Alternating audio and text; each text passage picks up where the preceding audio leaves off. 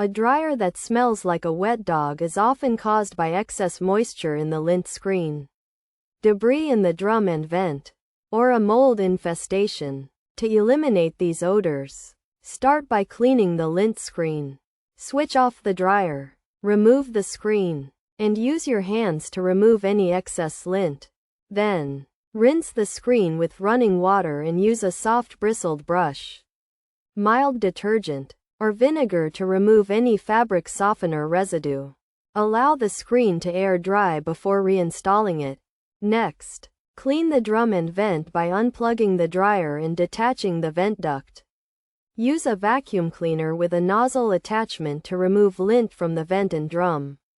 And then wipe the drum's interior with a damp cloth and mild detergent. For stubborn debris in the exhaust vent, use a brush attachment to agitate the area. Once you've completed these steps, reattach the vent duct and restore power to the dryer.